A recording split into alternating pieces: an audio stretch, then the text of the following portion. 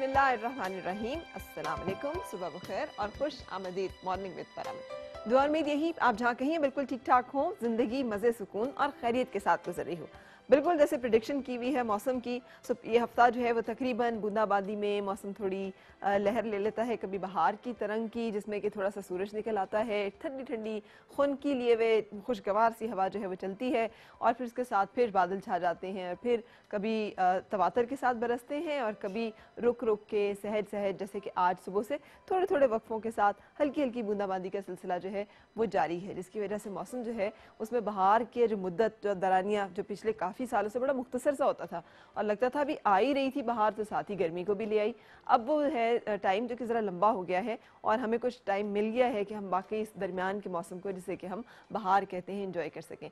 सो ज़रूर लुत्फ़अंदोज़ होइएगा अल्लाह ताला के दिए हुए इन तमाम खूबसूरत मौसमों और जायकों का, नेमतों का, जिसका कोई शुक्र अदा करना चाहें भी हम तो नहीं कर सकते और जिसके बारे में हमें बताया गया है कि इनके ऊपर गौर भी करें हम कि हमें क्या क्या चीज़ें जो हैं वह हमें उसने अता की हैं और उन चीज़ों में किस किस तरह की नेमतें हैं और किस किस तरह के जायके हैं और किस किस तरह की राहतें हैं। अच्छा, जब राहत की बात होती है तो इंसानी रिश्ते जो हैं वो इंसान एक दूसरे के लिए सबसे ज़्यादा जिसे कहते हैं ना राहत का, तस्कीन का ज़रिया है और उसमें भी ख़ास तौर पे अल्लाह ताला ने जहाँ पे मियाँ बीवी की बात की है तो बताया है कि जोड़े बनाए हैं ताकि तुम एक दूसरे से राहत हासिल करो, एक दूसरे से सुकून हासिल करो, एक दूसरे से खुशी हासिल करो। सो जोड़े का जो कॉन्सेप्ट है, मियाँ बीवी का जो तस्वुर है वो बहुत ज़्यादा जुड़ा हुआ है एक दूसरे के लिए कम्फ़र्ट, एक दूसरे के लिए सहूलत, एक दूसरे के लिए आसानी और एक दूसरे के लिए ख़ास तरह की तस्कीन, सेटिस्फेक्शन का जो ज़रिया और सोर्स है उसे बनने का। लेकिन इसमें एक बहुत मामला जो अक्सर दरपेश आता है और बहुत सारे लोगों को जो खुशनसीब है उन्हें इसका सामना कभी भी नहीं करना पड़ता। कुछ ऐसे होते हैं जो ज़िंदगी में कभी इस मसले का सामना करते हैं और फिर उसको अच्छी तरह से निपट लेते हैं, आगे चले जाते हैं। कुछ लोग होते हैं जो कि इस मसले का शिकार हो जाते हैं और वो बदनसीब जोड़े जो हैं वो इस ऐसे मर्ज़ का शिकार होते हैं जिसका इलाज जो है वो हकीम लुकमान के पास भी नहीं था, जो हमने मुहावरे में सुना है। जी हाँ, शक का मर्ज़। ये अब अगर हम देखें तो ये कोई आज की चीज़ नहीं है, ये बहुत पुरानी दास्तान है और इस दास्तान के साथ फिर हमें बहुत से क्लासिक्स में ऐसी चीज़ें मिलती हैं। मुझे याद है इंग्लिश लिटरेचर में जो लोग अभी मास्टर्स कर रहे होंगे उनको पढ़ना पड़ता है शेक्सपियर का एक ड्रामा ओथेलो, और अगर उसके ये एक मरकज़ी किरदार का ही नाम पर बेस्ड ये ड्रामा है और ओथेलो का ये था कि वो एक बहुत बड़ी आर्मी का कमांडर इन चीफ होता है और उसके दुश्मन जो हैं वो घात में होते हैं, कोई मौका हाथ लगे हम इस बंदे को किस तरह से चित करें, किस तरह से इसको ज़ेर करें, लेकिन कोई मौका हाथ नहीं आता। वो इतना ताकतवर, इतना मजबूत, इतना जर्री, इतना बहादुर इंसान जिसकी कि दास्तानें जो हैं वो लोग इस पर एक दूसरे के साथ शेयर करते हैं और बड़ा ही ज़्यादा मशहूर होता है। उसकी मशहूर और उसकी दास्तानें सुनकर उस मुल्क की जो एक बहुत बासर शहजादी कह लें आप कि वो उसके इश्क में गिरफ्तार हो जाती है और इस दर्जा गिरफ्तार हो जाती है कि वो दोनों शादी कर लेते हैं लड़की के बाप को बताए बगैर। अब दोनों की बहुत मोहब्बत होती है, वो एक दूसरे के साथ बड़ी हंसी खुशी ज़िंदगी गुजार रहे होते हैं, लेकिन दुश्मनों को ये अंदाज़ा होता है ये मौका मिल गया हमें। वो क्या करते हैं, वो कोई ना कोई ऐसा सीन, कोई ना कोई ऐसी सिनेरियो क्रिएट करते हैं कि जिससे ओथेलो का शक बार बार जाता है अपनी बीवी की तरफ कि शायद वो उससे बेवफाई कर रही है। वो बार बार उसको ऐसे हिंट्स देते हैं जिससे उसके जहन में ख्याल पैदा होता है कि शायद इसके किसी और मर्द से ताल्लुकात हैं। वो बार बार इस तरह के मामलात और अवामिल पैदा करते हैं कि जिससे ओथेलो जो है वो ये सोचने पे मजबूर हो जाता है कि उसकी वो बीवी जिसने उसकी खातिर सारी दुनिया को छोड़कर उससे शादी की है वो उसके साथ वफादार नहीं है और वो उसके साथ बेवफाई कर रही है और उसके और मर्दों से ताल्लुकात हैं और वो उसे परेशान कर रही है। ये इस हद दर्जे ये मर्ज जो है ये बढ़ता है कि वो एक दिन तकिया लेकर गला दबा देता है, सांस मतलब दबा देता है अपनी बीवी का और वो मर जाती है। जब वो मर जाती है तो उसे एहसास होता है कि उसने ये क्या किया और फिर इवेंचुअली उसे ये भी पता चल जाता है कि जो कुछ कहा जा रहा था, जो कुछ बताया जा रहा था, वो औरों की साजिश थी। वो लोग जो कि नहीं खुश देखना चाह रहे थे शहजादी को भी और इसको भी, और वो लोग जो कि चाह रहे थे कि ये बंदा जो है किसी तरह से कोई ऐसा काम करे कि जिसके साथ ये इसे ज़ेर कर सकें, जिसके साथ इसे बदनाम कर सकें, जिसके साथ इसे पकड़ सकें, इसकी खुशियों को किसी तरह से ख़त्म कर सकें। वो मौका उन्हें मिल जाता है और ओथेलो जो है वो खुद खंजर लेकर अपना भी गला काट लेता है। ये एक बहुत जिसे कहते हैं ना बदनसीबी की दास्तान। लेकिन और इसीलिए ये जो मर्ज होता है जो शक इस तरह का होता है उसे ओथेलो सिंड्रोम भी कहते हैं। ये एक सिंड्रोम है, वो इसी से जाके जुड़ता है शेक्सपियर के इस ड्रामे के साथ। अच्छा, आप जितने छपते हैं अखबारों में आए दिन वाकयात, शौहर ने बीवी को कत्ल कर दिया, आप देखिए उसमें शक का एलिमेंट बहुत ज़्यादा होता है। اکثر جو گھر خراب ہوتے ہیں اس میں شک کا ایلیمنٹ بہت زیادہ ہوتا ہے، جہاں پر یہ وسوسہ، یہ خیال دل میں پیدا ہونا شروع ہو جائے کہ یار کچھ نہ کچھ گڑبڑ ہے۔ اکثر یہ خیال خواتین کے دل میں بھی پیدا ہو رہا ہوتا ہے، لیکن خواتین کے اس خیال کو ذرا نارمل لیا جاتا ہے کہ مرد کا کام بھی ہے اور اگر وہ کر بھی لیتا ہے تو کوئی مسئلہ نہیں ہے ہمارے معاشرے میں۔ یہ جو ہمارا ہندو مذہب کے زیر تحت جو معاشرہ ہے، جو اس میں یہ اسلامی معاشرہ نہیں ہے، کیونکہ اسلام میں جہاں پہ عورت کی عصمت کا ذکر ہے وہاں مرد کی بھی عصمت کا ذکر اسی طرح سے، اگر عورت کو پردہ کرنے کا حکم ہے تو مرد کو بھی پردہ اپنی نگاہوں کو نیچے رکھنے کی صورت میں کرنے کا واضح حکم موجود ہے۔ لیکن ہم چونکہ تخصیص کرتے ہیں جینڈر میں، اس لیے ہم خواتین کے اوپر یہ معاملہ زیادہ سختی سے لاگو کرتے ہیں اور مردوں کے اوپر اس معاملے پہ کچھ زیادہ باز پرس جو ہے وہ نہیں کی جاتی۔ بہرحال لیکن اگر مرد شک کرنے لگے خاتون کے اوپر تو پھر گھر یقینی طور پر تباہ ہوتا ہے، اس لیے کہ وہ باتیں پھر کس طرح کی ہوتی ہیں۔ وہ کون تھا جو تم سے بات کر رہا تھا؟ وہ اس سے تم ہنس کے بات کیوں کر رہی تھی؟ وہ جو تمہاری طرف دیکھ کے مسکرا رہا تھا، آخر تمہارا اس سے کیا چکر ہے؟ یہ جب تم ڈاکٹر کے پاس جاتی ہو تو تمہیں اتنا تیار ہونے کی کیا ضرورت ہے؟ یا اتنے مردوں میں تم جاری ہو تو تم نے کپڑے اس طرح کے کیوں پہنے ہوئے ہیں؟ تم نے یہ اس طرح سے کیوں سنگھار کیا بتا؟ یعنی اس کی چھوٹی چھوٹی باتیں جو ہے وہ بھی کپلز کے درمیان، جوڑوں کے درمیان ایشو بننا شروع ہو جاتے ہیں، اور یہیں سے بدنصیبی کا آغاز ہوتا ہے۔ یہیں سے شیطان جو کہ سب سے زیادہ خوش ہوتا ہے جب وہ میاں بیوی کے درمیان جدائی ڈالتا ہے، کہتے ہیں کہ سارے شیطان جو ہے اپنے کام ابلیس کے سامنے پیش کرتے ہیں اور ابلیس اٹھ کر داد دیتا ہے اور سب سے زیادہ خوش ہوتا ہے اس شیطان پہ جو کہ آ کے اسے بتاتا ہے کہ آج میں نے میاں بیوی کے درمیان لڑائی ڈال دی ہے، ان کے درمیان جدائی ڈال دی ہے۔ سو اس طرح سے یہ پروسیس جو ہے یہ پیدا ہوتا ہے۔ ہمیں شک سے اور وسوسے سے زندگی کی اور دنیا کی ہر سٹیج میں بچنے کا حکم دیا گیا ہے، اس لیے کہ شک اگر ہمیں یہ آ جائے کہ کسی دوسری قومیت کا بندہ جو ہے وہ خاص طور پہ ہمارے خلاف ہے، ہمیں یہ شک آ جائے کہ ساس جو ہے خدا نخواستہ وہ ہماری دشمنی ہے، اس کو تو ہم سے کوئی خاص مسئلہ ہی ہے، یا بہو جو ہے وہ بیٹے کو ورغلاتی رہتی ہے، یا اس طرح کے شک جس بھی رشتے میں پیدا ہو جائیں وہاں پہ گھر کی فضا بہت خراب ہو جاتی ہے۔ آج کا جو ٹاپک ہے ہمارا اس میں ہم نے اسی چیز کو ٹارگٹ کیا ہے کہ اس کے بارے میں ہم جان سکیں، کیونکہ یہ ایک مرض ہے۔ وہ دن گئے جب کہتے تھے کہ شک کا جو ہے مرض وہ لا علاج ہے، اور حکیم لقمان کے پاس بھی اس کا علاج نہیں ہے۔ سائیکیٹرسٹ یہ کہتے ہیں کہ تھوڑی بہت کاؤنسلنگ سے اور کچھ میڈیسن کے ذریعے سے یہ پیرانوائڈ کنڈیشن ایک تو ہوتا ہے جب آپ کو واقعی میں آپ کی چھٹی حس کچھ چیزوں کے بارے میں آپ کو بتا رہی ہوتی ہے اور اس کے شواہد بھی آپ کے پاس ہوتے ہیں اور وہ واقعی حقائق پہ بیس بات ہوتی ہے، لیکن جب آپ کو خواہ وہم ہونے لگے تو اس طرح کے مرض جو ہیں ان کا کیا علاج ہو سکتا ہے؟ روحانی بھی اور اس کے ساتھ ساتھ جسمانی بھی، جس میں کہ نفسیاتی علاج ہے۔ آج یہ ہم نے پینل آپ کے لیے رکھا ہے جس میں ڈاکٹر اسد تمیز الدین صاحب جو کہ بہت اچھے سائیکیٹرسٹ ہیں، وہ نفسیاتی اینگل سے ہمیں بتائیں گے کہ کوئی شخص خود کو کیسے اس میں سے نکال سکتا ہے، یا کوئی جوڑا ایک دوسرے کی کیسی مدد کر سکتا ہے اس طرح کے معاملات سے نکلنے میں۔ اور پھر اس کے ساتھ ساتھ ہمارے جو روحانی اسکالر ہیں مفتی دوست محمد صاحب ہمیں بتائیں گے کہ ہمیں اللہ تعالیٰ کی طرف سے کیا گائیڈنس ملتی ہے کہ اس طرح کے جو معاملات ہوں تو اس کو کیسے ڈیل کیا جائے، اور اس میں کیا دعائیں کیا وظائف جو ہیں وہ ہمارے کام آئیں گے۔ لیکن اس سے پہلے ہم بات کریں گے ایک ایسے مرض کی جو کسی انسان کو لگ جائے یا پھر کسی گروہ کا لگ جائے، جماعت کو لگ جائے، پورے جو معاشرہ ہے اس کا نقصان ہوتا ہے۔ ایک فرد کی جو کرپشن ہے، بدعنوانی ہے، وہ اس کی اپنا ذاتی مرض نہیں ہے، اس کا صرف ذاتی مسئلہ نہیں ہے، وہ اجتماعی مسئلہ ہے، وہ پورے معاشرے کا مسئلہ ہے۔ اور اس کو روکنے کے لیے جو ادارے بنائے گئے اس میں نیشنل اکاؤنٹیبلٹی بیورو جو ہے وہ ایک بڑا نام ہے اور ایک بڑا معتبر ادارہ ہے۔ آج ڈائریکٹر جنرل نیب ظاہر شاہ صاحب جو ہیں وہ پروگرام کے پہلے حصے میں ہمارے ساتھ ہوں گے اور باتیں کریں گے کچھ ہم اسی موضوع کے حوالے سے۔ ساتھ رہیے گا کیونکہ میں بریک لوں گی اور بریک کے بعد پھر آپ سے ملاقات مہمان کے ساتھ۔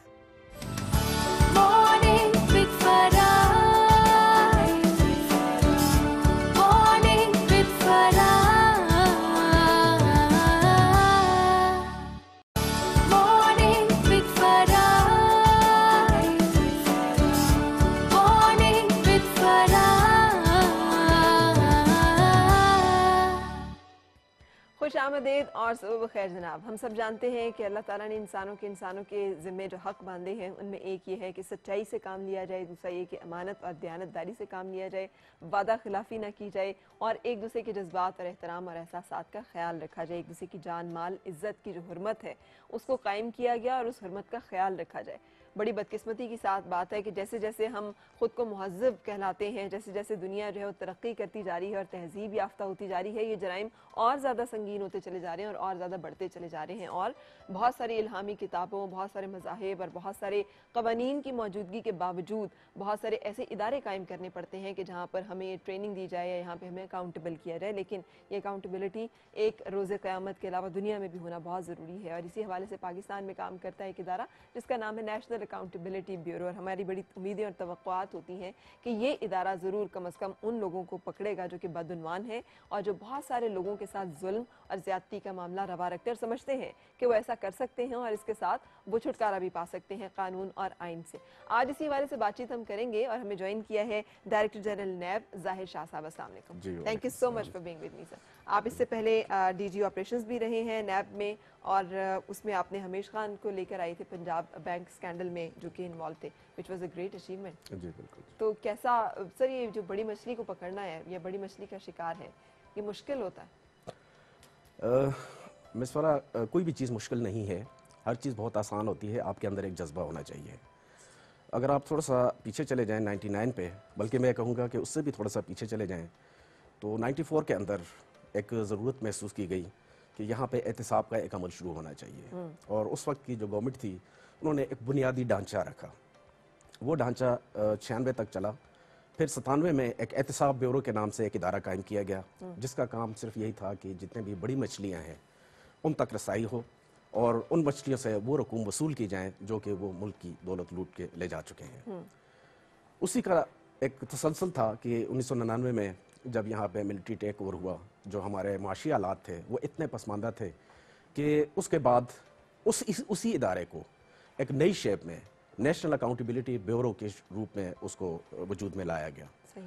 और उसके जो बुनियादी नुकात थे और जो उसका विजन और मिशन था वो बड़ा साफ था कि एक ऐसा इदारा, एक ऐसा एहतिसाब जो कि किसी शख्स को मद्देनज़र रखे बगैर सबका एहतिसाब करके उनको उनके अंजाम तक पहुंचा सके।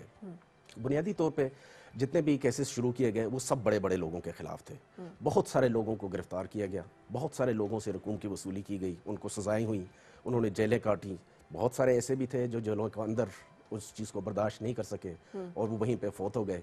और बहुत सारे ऐसे लोग, आपके लिए ये बड़ा इंटरेस्टिंग होगा कि जब उनको जेल में ले जाया गया तो उनकी फैमिलीज़ ने उनको सपोर्ट करना छोड़ दिया। अच्छा। ये एक बहुत दिलचस्प अमर था क्योंकि उनको पता था कि अगर इसकी मदद की जाए तो हम फुटपाथ पे आ जाएंगे। अच्छा। और अगर फुटपाथ पे आ गए तो ये तो हमारे लिए बिल्कुल नाकाबिल तो ये कितना इबरतनाक है कि बंदा बाजू का जिन लोगों के लिए ही सब कुछ कर रहा होता है उससे समझ आती है कि जब बुरा वक्त पड़े तो वही लोग और हराम के पैसों से जो पली हुई औलाद है वो भी फिर इस तरह से माँ बाप के लिए नहीं खिदमत करती है, उनका साथ नहीं देती। और इसी में हमारे सामने दो ऐसे वाक़यात हुए कि जहाँ पे जब उस शख्स की फैमिली ने इनकार कर दिया पैसे अदा करने से तो उन्होंने जेल के अंदर ही खुदकुशी कर ली।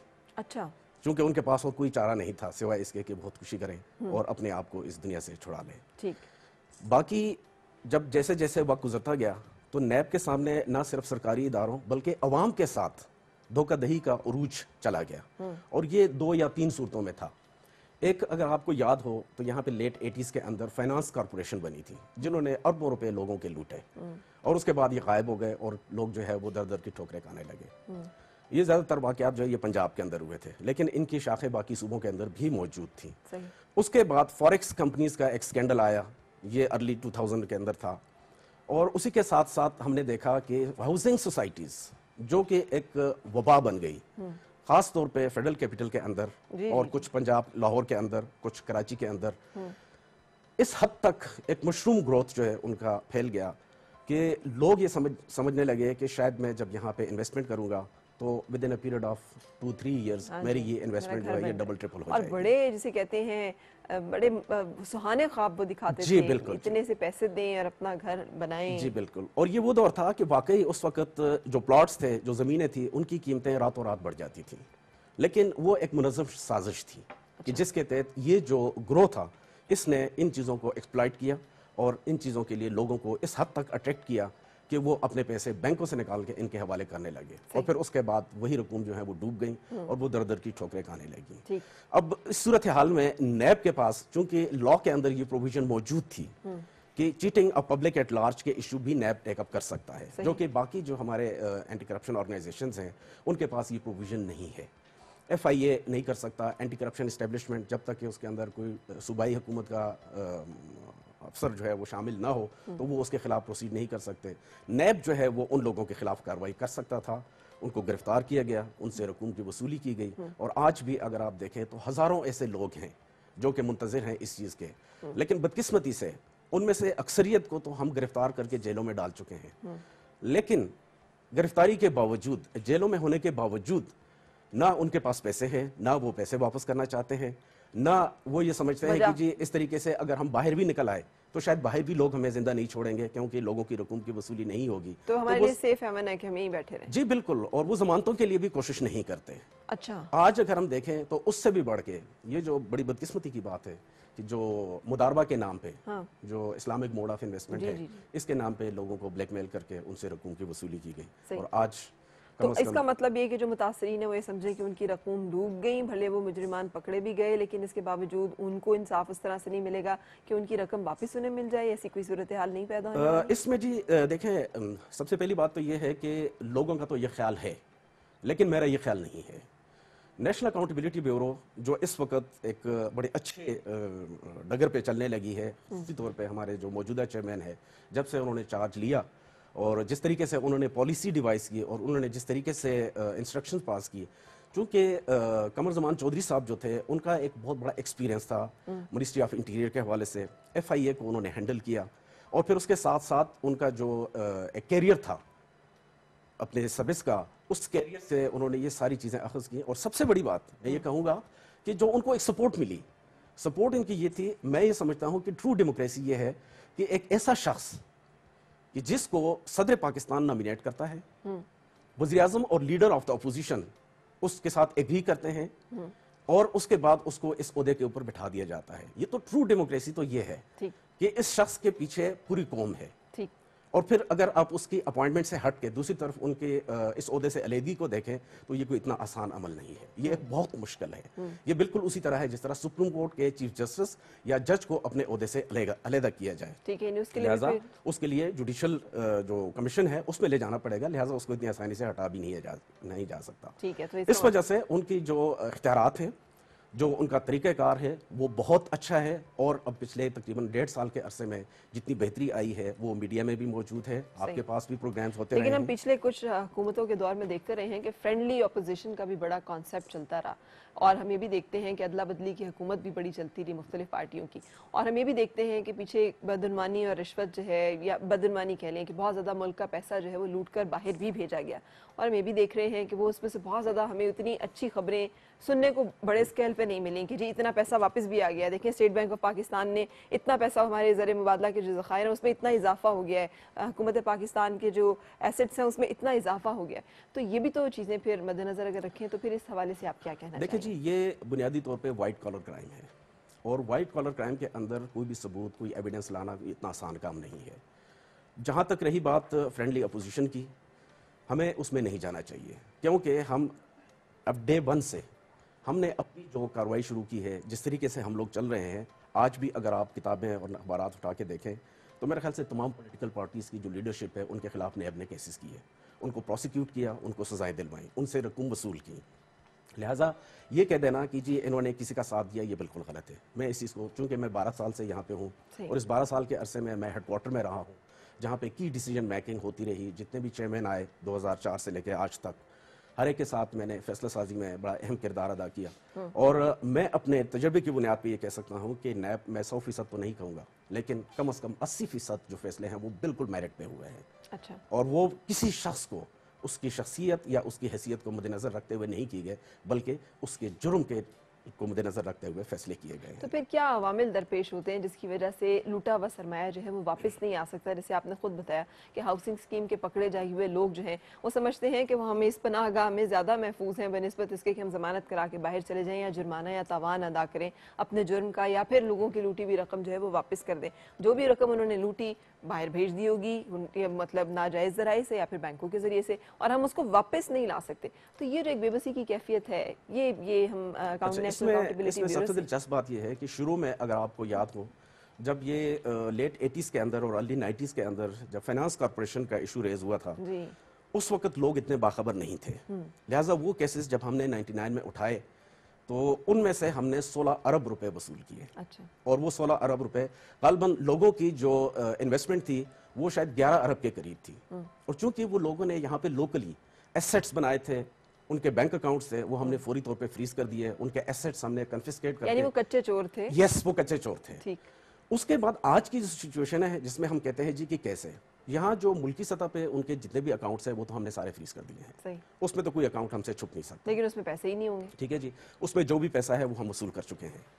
ان کے جو یہاں پہ لوکل ایسیٹس ہیں وہ ہم نے سارے کنفسکیٹ کر لیے ہیں، ان کو ہم نے فریز کر دیا ہے، وہ ان ایسیٹس کو کہیں پہ بھی نہیں بیچ سکتے، اور یہ ایک کافی بڑی رقوم ہے جو کہ اس وقت ہمارے قبضے میں ہے. لیکن ان رقوم کی وصولی جو ہے وہ عدالتی فیصلے سے منسلک ہے. وہ جس دن عدالت فیصلہ کرے گی سزا ہوگی، اور سزا کے بعد ان کے جو ایسیٹس ہیں ان کو آکشن کیا جائے گا تو پھر لوگوں کو یہ رقوم.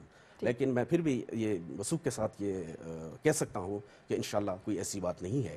رہی بات باہر جانے والی، تو باہر آپ کا جو سسٹم ہے وہ اگر پراپر چینل سے ہوتا تو یہ ہم سے نہیں بچ سکتے تھے، کیونکہ ہمارے جو نیشنل اکاؤنٹیبلٹی آرڈیننس ہے اس کا سیکشن 21 ہمیں یہ اختیارات دیتا ہے کہ ہم کسی بھی ملک کے ساتھ میوچل لیگل اسسٹنس کی ریکویسٹ جنریٹ کر سکتے ہیں، اور وہاں پہ موجود جتنے بھی بینک اکاؤنٹس ہیں، جتنے بھی ان کے ایسٹس ہیں، ان کو ہم فریز کروا سکتے ہیں وہاں کی جو لوکل لا انفورسمنٹ ایجنسیز ہیں. لیکن سر اگر آپ کو یاد ہو تو ایک اس طرح کی کمپنی جو کہ اس طرح کے معاملات میں ملوث تھی جہاں پہ کہ ناجائز ذرائع سے پیسہ جو ہے منتقل کیا جاتا ہے ملک سے باہر بینک کے علاوہ، یعنی جو اکاؤنٹیبلٹی میں نہیں آتا، اس کو بھی پکڑا گیا تھا.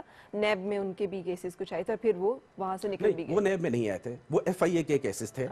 ایف آئی اے نے ان کو اریسٹ کیا تھا چونکہ وہ جورسڈکشن ایف آئی اے کی تھی. یہ جو کیپٹل فلائٹ ہے یا جس طریقے سے غلط طریقے سے پیسہ یہاں سے باہر لے جایا جاتا ہے ان دی گوب آف سم بزنس، یہ نارملی ہمارے ایمبیٹ میں نہیں آتا. ٹھیک ہے، میں ہنڈی اور ان تمام جی بالکل جی، یہ ایف آئی اے کے ایمبیٹ میں آیا. ایف آئی اے نے کافی ایفرٹس کی تھی اس کے لیے، لیکن انفارچونیٹلی باہر کی جو کنٹریز ہوتی ہیں وہ کہتے ہیں جی آپ ایویڈنس دیں کہ یہ کرپشن کا پیسہ ہے. اب ہمارے لیے یہ چیز اسٹیبلش کرنا کہ کوئی بھی ایک کمپنی ہے، فاریکس کمپنی ہے، وہ یہاں سے کیسا پیسہ لے کے آتی ہے، اس کو تو پبلک نے پیسہ دیا ہے. اب اگر پبلک ہی ہمارے ساتھ کوآپریٹ نہیں کرتی ہے، جن کا پیسہ ڈوب گیا ہے یا جنہوں نے غلط طریقے سے اس پیسے کو باہر بھجوایا ہے، تو پھر ہمارے پاس تو کوئی آپشن نہیں ہے. ان اتھارٹیز کو ہم جب تک یہاں سے اسسٹ نہیں کریں گے وہ ہمیں وہاں کے اکاؤنٹ سے ہمارے حوالے نہیں کریں گے. لیکن ہمارے پاس یہ اختیار ہے، قانون نے ہمیں دیا ہے، اور اس کے تحت ہم نے کافی ساری رقم باہر سے وصول بھی کی ہے. بالکل صحیح. آپ یہ رقم کی وصولی کی بات ہو رہی ہے تو ایک اور بڑا مشہور آج کل چل رہا ہے عزیز بلوچ والا معاملہ کہ وہ ان کی واپسی، اور آپ اب ماشاءاللہ آئے ہیں یہاں پہ ڈی جی نیب اور مختلف شہروں میں جو نیب آپریٹ کر رہی ہے. اس حوالے سے عزیر بلوچ کے حوالے سے آپ کیا ہمیں اپڈیٹ کریں گے کہ کیا اس میں ہم آگے آنے والے دنوں میں دیکھنا جا رہے ہیں؟ اس سے پہلے ایک بریک کے لیے رک جاتے ہیں اور بریک کے بعد اس بارے میں بات کریں گے. ساتھ رہیے گا. اگر کوئی سوال آپ کے ذہن میں ہو تو ٹیلی ویژن اسکرین پر ہمارے نمبرز ہیں وہ ڈسپلے ہو رہے ہیں، آپ بھی کال کر کے شو میں شامل ہو سکتے ہیں، اور ڈائریکٹر جنرل نیب جو ہیں وہ آج آپ کے سامنے ہیں، آپ کے ساتھ ہیں، بات کر سکتے ہیں.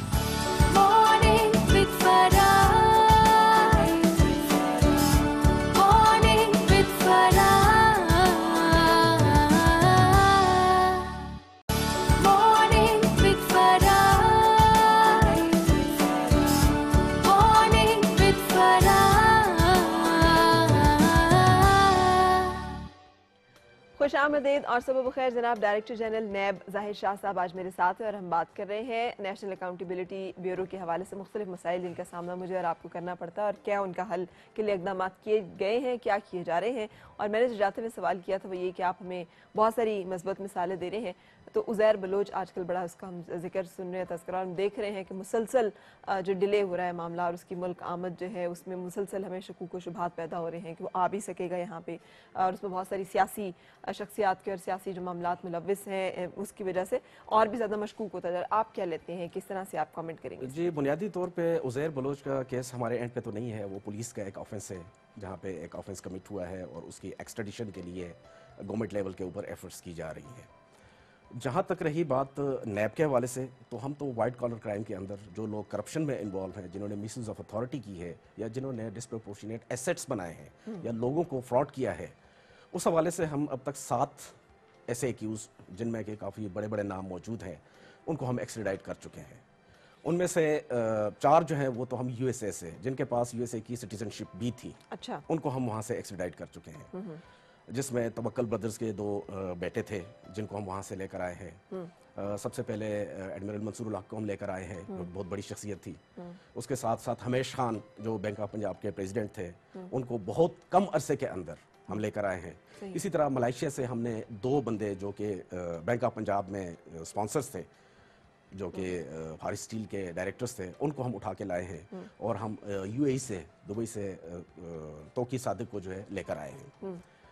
وصول کیا ہوا؟ وصولی کیا ہوئی؟ جی بالکل، اس کے اندر دیکھیں منصور الحق سے ہم نے $7.5 ملین وصول کیے. اچھا، ٹھیک ہے جی. اور وہ واپس جو اس سے ریلیٹڈ متاثرین تھے ان میں ان تک پہنچے؟ وہ گورنمنٹ منی تھی جی. اچھا، وہ گورنمنٹ کے پاس چلا گیا پیسہ سارا. اس کے بعد جو بینک آف پنجاب ہے، اس میں اگر آپ دیکھیں تو جو 2 ڈائریکٹرز کو ہم لے کر آئے ہیں، اب تک ہم اس سے 6 ارب سے زیادہ روپے وصول کر چکے ہیں. اچھا، یہ ایک بہت بڑی اچیومنٹ ہے.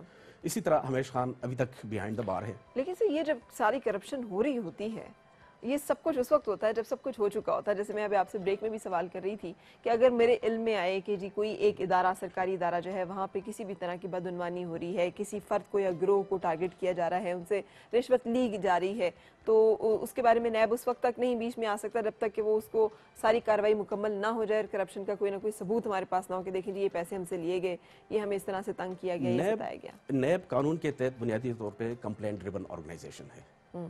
ہمارے پاس جب تک کوئی کمپلینٹ نہیں آئے گی، جب تک میڈیا کے اندر کوئی ایسا ایونٹ سامنے نہیں آئے گا، تو ہمیں تو اندر کی کہانی کا پتہ نہیں چل سکتا. ٹھیک ہے جی. اور اس طرح یہ جو لوگ ہوتے ہیں، یہ بڑے منظم طریقے سے کام کرتے ہیں. اگر ہم ہاؤسنگ سوسائٹیز کو دیکھیں یا مداربہ سکیمز کو دیکھیں، تو یہ آج تک لوگوں کو یہ باور کرا رہے ہیں کہ جی آپ نیب کے پاس نہ جائیں، ہم آپ کو پیسے واپس دے دیں گے. اور لوگ اس انتظار میں ہوتے ہیں، ان وعدوں پہ یقین کر لیتے ہیں کہ شاید کوئی ہماری رقوم جو ہے ہمیں واپس مل جائے، جبکہ ایسا نہیں ہوتا. اور ہم تک وہ اس وقت پہنچتے ہیں جب وہ پوری طرح لٹ چکے ہوتے ہیں. اگر یہی چیز بنیادی طور پہ وہ ہمارے پاس آ جائے، 2013 میں ہماری ریجن کے اندر جب ہم نے مداربہ کا پہلا کیس پکڑا، تو ہم نے پہلا بندہ اریسٹ کر لیا. ہم نے اس سے کوئی 46 کروڑ روپے بھی وصول کر لیے. اور اس وقت تک ہمارے پاس اتنے ہی کلیم آئے تھے، لوگوں نے کہا تھا جی کہ ہمارے اتنے ہی پیسے لوٹے جا چکے ہیں، اور اس نے فل اماؤنٹ پے کر دی. لیکن اس کے ساتھ ساتھ دوسری طرف وہ پیسوں کی کلیکشن پھر بھی شروع تھی، اور لوگ نہیں آ رہے تھے. بلکہ ہمارے پاس تو ایسے بھی لوگ آئے کہ جنہوں نے کہا جی آپ چھوڑ دیں، ہم جانے اور یہ جانے، ہم خود سیٹل کر لیں گے. اچھا. جب وہ ہر طرف سے مایوس ہوئے، تب انہوں نے جا کے ہمیں یہ کمپلینٹس لانچ کرنی شروع کر دی. اور آج ہم تو ہمارے عوام آپ سمجھتے ہیں بے وقوف بہت ہیں یا خوش فہم بہت ہیں؟ ہمارے عوام کے اندر ایک لالچ کا جو عنصر ہے وہ کچھ تھوڑا سا زیادہ ہے. صحیح. ٹھیک ہے نا، جو وہ شارٹ کٹ کے چکر میں لیتے ہیں. اور اگر یہ شارٹ کٹ کا چکر نکل جائے، مجھے صرف آپ یہ بتائیے گا کہ دنیا کے اندر ایسا کون سا بزنس ہے جہاں پہ 100% منافع کمایا جا سکتا؟ بالکل. اگر ایسا ہوتا تو یہ جو انٹرنیشنلی اتنے بڑے بڑی آرگنائزیشنز ہیں، یہ کر لیتی ہیں. جو ہائیلی ڈیولپ کنٹریز ہیں، وہاں پہ تو یہ چیز ساری ہم سے بہت زیادہ آگے چلی جانی چاہیے تھی. تو پاکستان تو ایک لوور انکم کنٹری ہے، یہاں پہ تو آپ سوچ بھی نہیں سکتے کہ اگر آپ بہت ہی اچھا بزنس، بہت ہی پروفیشنل لائن پہ جائیں تو میرے خیال سے ہارڈلی 20%-25% تک آپ ارن کر سکتے ہیں. اور ایک مائنڈ سیٹ کی بات ہوتی ہے کہ فری لنچ کہیں بھی نہیں ہے. کوئی بھی بندہ اگر آپ کو بہت سہولیات، مراعات، بہت زیادہ چیزیں آفر کر رہا ہے تو آپ کو وہاں زیادہ الرٹ ہونے کی ضرورت ہے کہ اس کے پیچھے کیا لالچ اور اس کا اپنا کیا مفاد جو ہے وہ وہاں پر سامنے. سر کالر ہمارے ساتھ ہیں، وہ بھی آپ سے بات کرنا چاہ رہے ہیں. السلام علیکم جی فرح، کیا حال ہے آپ کا؟ وعلیکم السلام فرح، کیسی ہیں آپ؟ میں اللہ کا شکر. آپ سنائیے کیا بات کرنا چاہ رہی ہیں آج ڈائریکٹر جنرل نیب سے؟ میں یہ زاہد خان صاحب سے یہ بات کرنا چاہ رہی ہوں کہ جو حج کے نام پہ بہت سارے اسکینڈلز ہیں اور لوگ ہمارے ظاہر تھوڑے سے ریلیجسلی وہ ہوتے ہیں تو وہ پیسے دے دیتے ہیں اور بعد میں پتہ چلتا ہے، مطلب خود یہ ہماری فیملی کے ساتھ ہو چکا ہے کہ وہ اس نے 20-25 لاکھ روپے سمیٹے اور اس کے بعد وہ بندہ کو ہم کانٹیکٹ ہی نہیں کر پائے. جو اس نے کانٹیکٹ نمبرز دیے تھے وہ سارے بند ملتے ہیں. تو کوئی ایسا سینٹر ہے یا کوئی ایسا نمبر ہے کہ جہاں، اور یوزلی وہ اس طرح سے کام کرتے ہیں کہ ظاہر ہے وہ کوئی ثبوت چھوڑتے نہیں، ہمارے پاس دینے کے لیے کوئی ثبوت نہیں ہے کہ وہ مطلب اس نے کیش میں پیمنٹس لی ہیں، ان کی کوئی ریسیٹ نہیں دی گئی، اکٹھی بنا دیں گے. ابھی صرف بکنگ کر رہے ہیں ہم ہوٹل کی تو اتنے چاہیے، اور اب ہم ویزا پروسیس کریں تو اتنے چاہیے، اور اب ہمیں کرنسی ایکسچینج کرنی تو ایسا کوئی ہمیں وہ بھی نہیں دی. تو کوئی ایسا نمبر ہے یا کوئی ایسی کراچی سے جیسے میں بات کر رہی ہوں فرح، اس کے بارے میں تو آپ صلی اللہ علیہ وسلم کی ایک حدیث مبارکہ ہی بہت کافی ہے، جس میں انہوں نے یا اللہ تعالیٰ کی یہ تو ورسز ہیں قرآن پاک میں کلیئر کہ جب بھی پیسوں کا لین دین اور معاملہ ہو تو اسے لکھ لیا کرو تاکہ وہ جو ہے وہ رہے آپ کے درمیان میں. لیکن آپ ساتھ رہیے، ہم ظاہر شاہ صاحب سے بھی پوچھتے ہیں. جی حج ٹور آپریٹر کے حوالے سے ہمارے پاس کئی کیسز آتے ہیں، اس میں سے کافی سارے کیسز تو ہم آؤٹ آف کورٹ جو ہے وہ سیٹل کر دیتے ہیں. اس میں مین جو رول آتا ہے وہ منسٹری آف ریلیجیس افیئرس کا آتا ہے، اور ہم بار بار لوگوں سے یہ کہتے ہیں کہ before handing over money to any person جو کہ فراڈ میں انوالو ہو سکتا ہے، आप पहले इस चीज़ को कंफर्म करें कि वाकई वो रजिस्टर्ड टूर ऑपरेटर है या नहीं है, उसके पास वाकई कोई कोटा एग्जिस्ट भी कर रहा है या नहीं कर रहा। आज के दौर में अगर आप कितना कोटा एग्जिस्ट कर रहा है और वो कितनी बुकिंग कर रहा है, आज अगर आप इंटरनेट पे चले जाएं तो वहां पे आपको हर टूर ऑपरेटर के अगेंस्ट जितना कोटा उसको एलोकेटेड होता है वो वहां पे दर्ज होता है। और अगर ऐसी भी कोई सिचुएशन है तो उन दिनों में जब हज का मौका होता है या जब पीक पीरियड होता है उम्रा का, तो बाकायदा मिनिस्ट्री ऑफ रिलीजियस अफेयर्स जो है वो अपने नंबर अखबारात के जरिए से, इश्तिहारात के जरिए से जो है वो लोगों तक पहुंचाते हैं।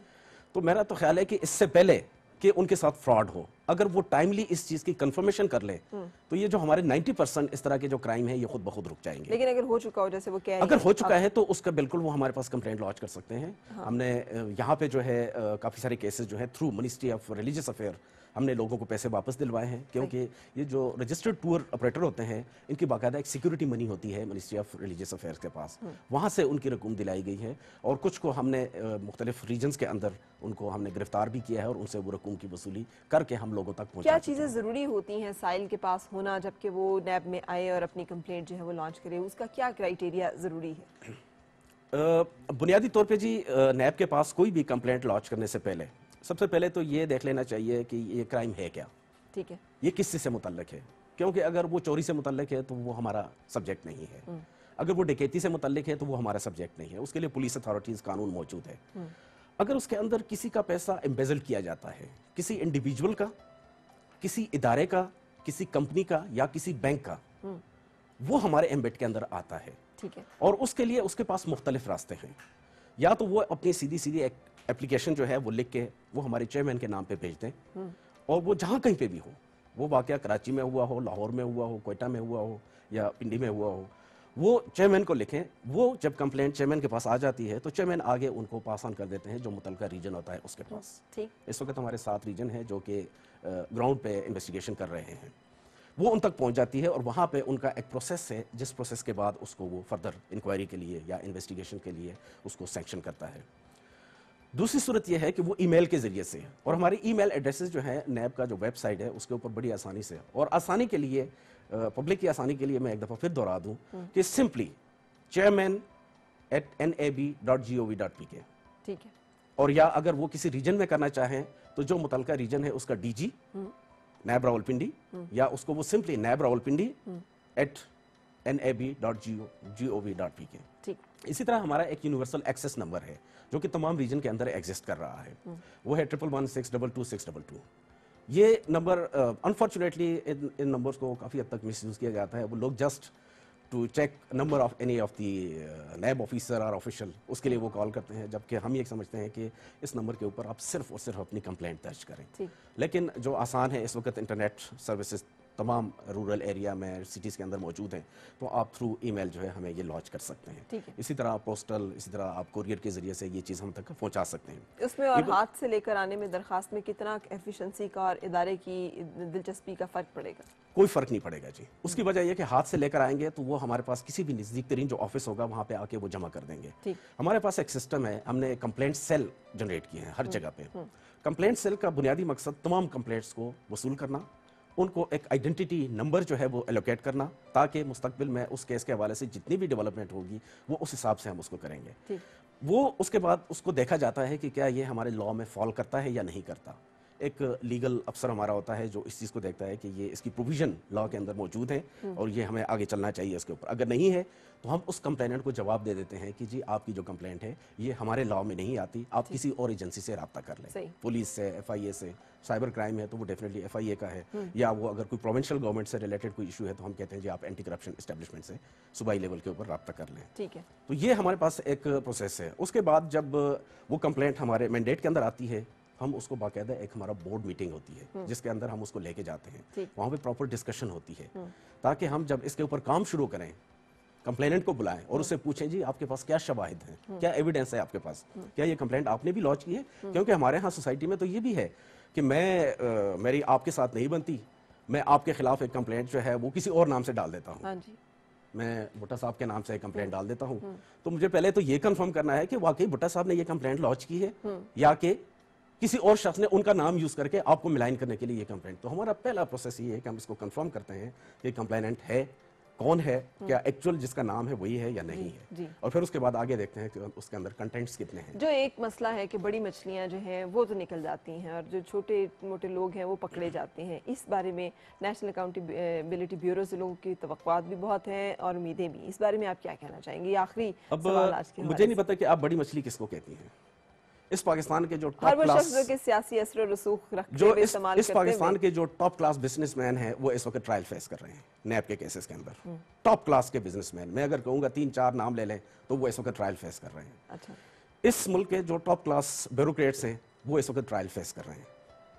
इस वक्त जो हमारे यहाँ पॉलिटिकल लेवल के ऊपर जितनी भी पॉलिटिकल लीडरशिप है, आप उनको देखें, या तो वो इस वक्त ट्रायल फेस कर रहे हैं या वो फेस कर चुके हैं, और अदालतों से उनको या तो सजा हो चुकी है या फिर वो अदालतों से बरी हो चुके हैं। ठीक है। तो ये कहना कि ये बड़ी मछली चली जाती है, ऐसा नहीं है। ठीक। ये एक सिंपली हमारी एक साइकी बन चुकी है कि हम कहते हैं ये बड़ी मछली चली गई है, ऐसा नहीं है। ठीक। आज भी हम ग्रेड 22 के अफसरों के खिलाफ, आज भी हम मिनिस्टरों के खिलाफ इंक्वायरियां कर रहे हैं। आज हमने फ्रेश, हमारे चेयरमैन जब से आए हैं तो इन्होंने तो कहा जी कि मुझे किसी शख्सियत से नहीं, मेरे सामने वो मवाद लेकर आओ कि जो इस बात को साबित करे कि इस शख्स ने करप्शन की है या ये करप्शन में इन्वॉल्व है। ठीक है। और उन्होंने दी है। आप देखें आईजीज के खिलाफ उनको गिरफ्तार किया गया, उनको प्रोसिक्यूट किया गया, सेक्रेटरीज जो हैं उनको गिरफ्तार किया गया, उनको प्रोसिक्यूट किया जा रहा है। बिल्कुल सही, अल्लाह तो किसी करे शख्स कि- को हमने छोड़ा नहीं है। बिल्कुल सही, बहुत शुक्रिया तशरीफ लाने का। लेकिन आज ही जो हम एक मीडिया पे एक केस का सुन रहे हैं, जैन एक बच्चा जिसको कि एक बेवा खातून का बेटा जिसको कि मुस्तफ़ा कांजू ने हलाक कर दिया और वो भी फिर डुअल सिटीज़न है। और हमारे यहाँ पर आपने भी अभी खुद बताया कि तमाम इस तरह के अक्सर लोग जो कि यहाँ से पैसा लूट के भाग गए और यूएस सिटीज़न थे। तो ये जो हमारे यहाँ एक तसव्वुर है कि डुअल सिटीज़न लेके आप यहाँ बैठे हुए हैं, इस मुल्क के कानून आइन चीज़ों के साथ यू कैन प्ले हेल, और जब आपका दिल करे तो you can just have a safe passage, जिसमें कि आप दूसरी हुकूमत से, दूसरे मुल्क से कहें जी बंदे तो हम आपके हैं, तो हमारी अब कोई दाद रसी जो है वो की जाए, तो ये मामला भी खत्म होने चाहिए। ये होते हैं, ये मैं कहती हूँ बड़ी देखिए, मछलियाँ। इसके लिए तो जो इन्वेस्टिगेटिंग एजेंसी है उसे ये साबित करना होगा यहाँ लोकल लेवल पे कि ये क्राइम हुआ है, ठीक है जी, और उसके पास वो तमाम एविडेंस मौजूद है। उसके बाद जब वो मुतलका फॉरेन कंट्री से वो कांटेक्ट करेंगे तो उनके पास कोई ऑप्शन नहीं होता। करप्शन के केसेस के अंदर अब इस वक्त जो United nation convention against corruption है, जिसके इस वक्त कोई अराउंड 170 कंट्रीज मेंबर हैं, उनमें से कोई भी मुल्क उसको तहफ़्फ़ुज़ नहीं दे सकता। लेकिन पहली चीज़ है कि हमें यहाँ अपने मुल्क के अंदर उस केस को साबित करना होगा ठीक। कि ये क्राइम कमिट हुआ है और हमारे पास एविडेंस मौजूद है। एविडेंस जो है वो फिर इन टर्म्स जी बिल्कुल जी, और फिर वहाँ उन कंट्रीज़ के साथ उसको शेयर किया जाता है। अब जिस तरह पहले आपने अजीज़ बलोच की बात की, तो ये अभी तक इनकम्प्लीट है क्योंकि अभी तक वो एविडेंस, और दूसरा ये है कि जो यहाँ पे क्राइम हुआ है वो उस मुल्क के अंदर भी क्राइम होना चाहिए। अच्छा, अगर वहाँ पे वो क्राइम नहीं है तो वो आपको हैंड ओवर नहीं करेंगे। बिल्कुल से बहुत शुक्रिया आपके तशरीफ लाने का। कुछ बातें हम आज की अपनी इस नशिस्त में कर सके, बहुत सारी बातें जो कि मैं आपसे नहीं भी कर सकी, लेकिन लोगों की तवक्कुआत हैं नैब से इस दुआ के साथ कि वो पूरी हों और हमारी आवाम को जो इंसाफ का सिलसिला है और दादरसी का सिलसिला है वो नैब से उन्हें मिलता रहे। आपके तशरीफ लाने का जी थैंक यू वेरी मच जी। मैं मैनेजमेंट का और स्पेशली एजाज भुट्टा साहब का शुक्रिया अदा करता हूँ कि उन्होंने हमें ये एक मौका दिया, हमारी ऑर्गेनाइजेशन को ये एक मौका दिया कि हम लोगों तक अपना मैसेज पहुँचाएँ और लोगों की दादरसी के लिए जितनी हमारी एबिलिटीज़ हैं, और इंशाल्लाह वक्त के साथ साथ इनमें बहुत इजाफा हुआ है। हमारे पास इस वक्त जो स्किल्स हैं वो दुनिया की एक बेहतरीन एंटी करप्शन ऑर्गेनाइजेशन की स्किल मौजूद हैं और हम ये कार्रवाइयाँ कर रहे हैं और हम आगे इंशाल्लाह इसके अंदर बेहतरी लाएंगे। बहुत शुक्रिया तशरीफ लाने का। ब्रेक पे जाने से पहले मैं अपने अगला जो मौजू है उसके बारे में बताती चलो। हम बात करेंगे पैरानॉइड जो कैफियत होती है जिसमें शक व शुबा जो है वो हद से ज़्यादा बढ़ जाता है और हमें लगता है कि कोई भी शख्स जो है वो शक का मरीज़ हो चुका है, तो या खुद हम बहुत ज़्यादा शक और वहम में मुब्तला हो रहे हैं। कैसे इसमें से निकलना है, उसके लिए रूहानी क्या इलाज किया जा सकता है, उसके लिए नफ्सियाती क्या इलाज किया जा सकता है, मेरे एक्सपर्ट्स जो हैं वो आपके साथ शेयर करेंगे। साथ रहिए। Morning with Farah. Morning with Farah.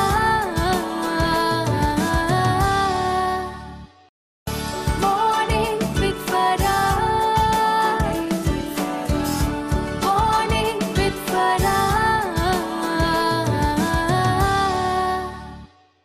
खुश आमदेद और सुबह खैर जनाब। मैंने सुबह आपको एक ड्रामे की सूरत हाल बताई थी ओथेलो की, कि जिसमें इवेंचुअली फिर इस तरह की कैफियत पैदा कर दी गई कि वो जो मियाँ था उसको ये यकीन आ गया दुश्मनों की साजिशों पे, बातों पे, कि उसकी बीवी जो है बाकिरदार नहीं है, उसके साथ वफादार नहीं है, और उसने उनकी कही हुई बातों पर अपनी बीवी को कत्ल कर दिया। जब उसे पता चला हकीकत का कि ऐसा नहीं है तो उसको खुद को भी कत्ल करना पड़ा, और लोग जो कि ओथेलो को ख़त्म करने के लिए साजिशें कर रहे थे अपनी साजिशों में कामयाब हो गए और इस तरह से उन्होंने उसको रास्ते से हटा दिया। ये सूरत हाल जो है یہ اکثر گھروں میں درپیش ہوتی ہے. ہمیں سمجھ نہیں آتی ہم اس کے لیے جائیں کہاں پہ, کس سے بات کریں, کس سے مدد لیں. بعض اوقات ہمیں لگتا ہے کہ نارمل ہے, کچھ حقائق اور شواہد جو ہیں اس کو سپورٹ, بعض اوقات یہ اب نارمل حد تک بڑھ جاتا ہے معاملہ. کیسے اس کو ٹریٹ کیا جا سکتا ہے, اس کے لیے آج بات کریں گے ڈاکٹر اسد تمیز الدین صاحب سے. السلام علیکم, ویل نون سائیکیٹرسٹ ہیں, thank you very much to be with می.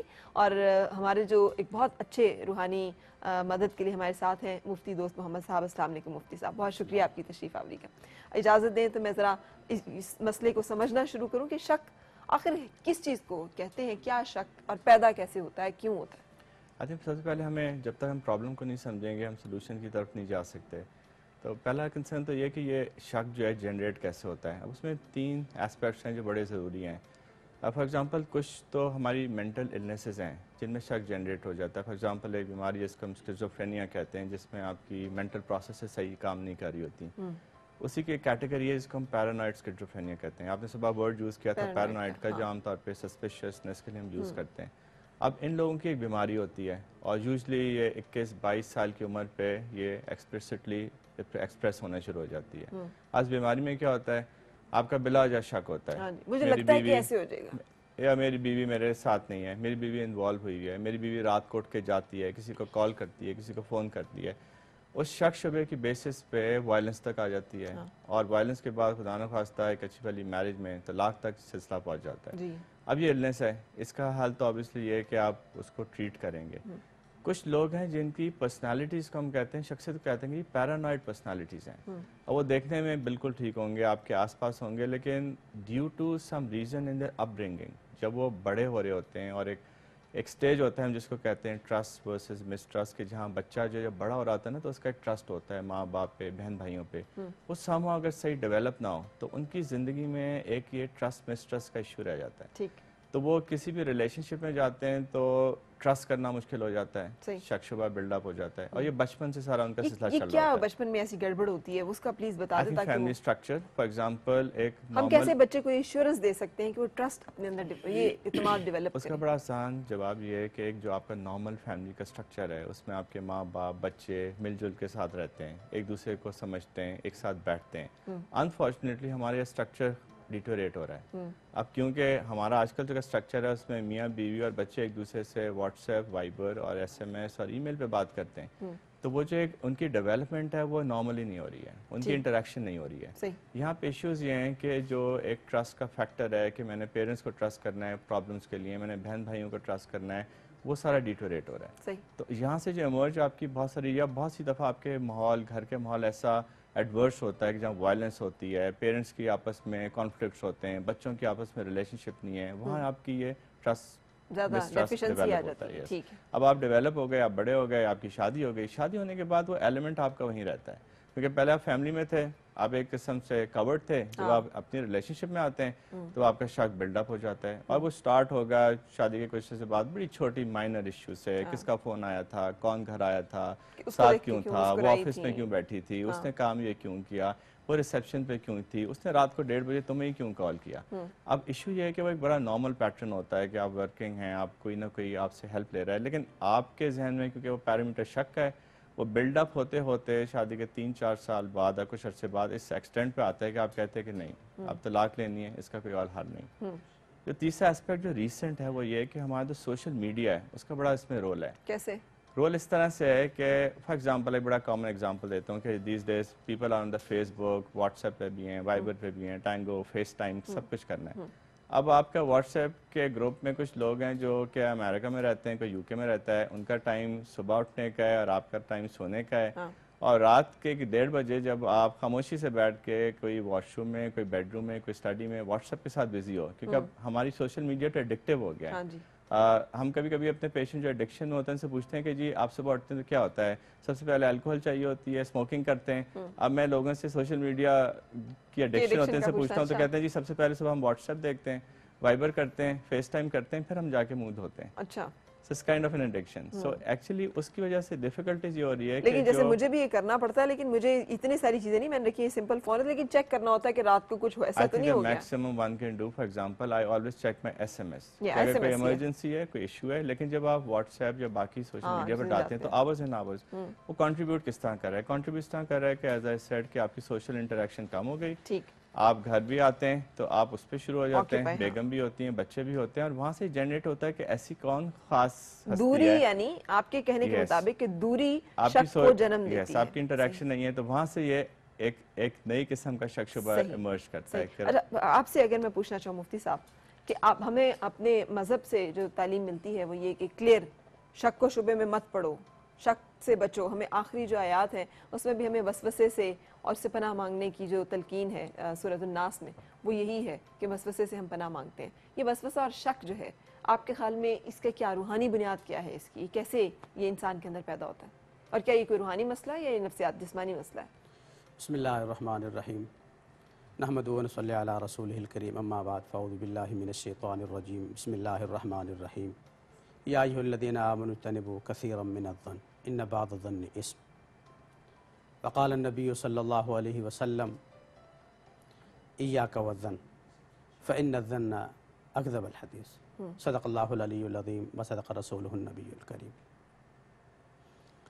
جہاں تک بدگمانی، وہم، وسوسہ، اس کے وقوع کے حوالے سے جو اسباب ہیں وہ تو اپنی جگہ ہیں، لیکن قرآن کریم نے اور احادیث میں آپ صلی اللہ علیہ وآلہ وسلم نے ان چیزوں کو رد فرما دیا ہے. بالکل صحیح. چنانچہ یہ جو سورہ حجرات ہے اس کے اندر ہمارے معاشرتی مسائل زیادہ تر ڈسکس کیے گئے ہیں، بہت زیادہ. اور اسی موضوع پہ اللہ تعالیٰ نے براہ راست یہ ارشاد فرمایا یا ایھا الذین آمنوا اجتنبوا، اے ایمان والو بچو. اور اجتناب ایک خاص لفظ ہے جس سے آپ اس کو روکنے کی وہ تاکید کی جا رہی ہے، بہت زیادہ تاکید کے انداز میں. کس چیز سے بچو؟ کہ بدگمانی سے بچو. کیوں؟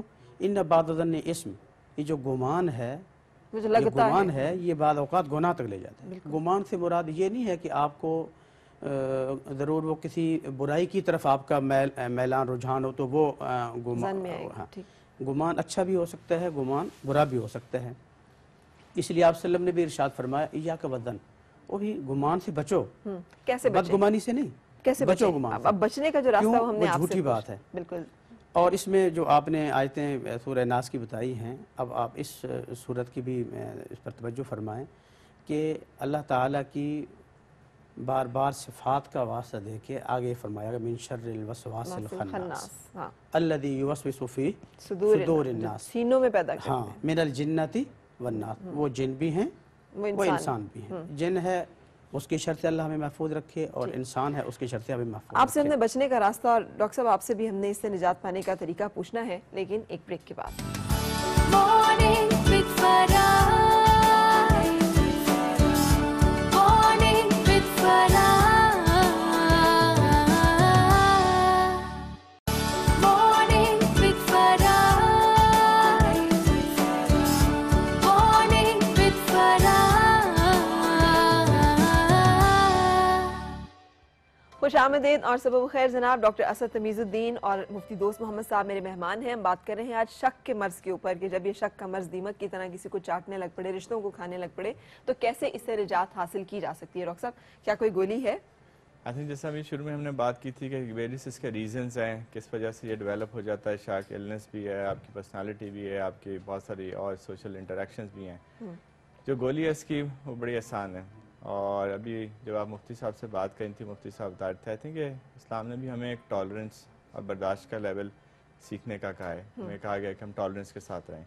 ایک جو بیسک ایشو ہے جہاں پہ چیزیں خراب ہوتی ہیں کہ شک کی بیسس پہ آپ اس حد تک چلے گئے کہ لڑائی بھی ہوگی، وائلنس بھی آ گئی، طلاق تک آ گئے، اور آپ کی برداشت کا لیول ختم ہو جاتا ہے. اور کہنے کا مقصد یہ ہے کہ اگر کوئی ایسا ایونٹ ہوا ہے اور اگر ایک بیوی کو ایک شک ہوتا ہے یا شک میں چلی جاتی ہیں کہ یہ کوئی چیز غلط ہو رہی ہے، یا میاں کو خیال ہوتا ہے کہ نہیں میری بیوی کوئی غلط کام کر رہی ہے، تو پہلا سٹیپ یہ ہے کہ آپ کمیونیکیٹ تو کریں.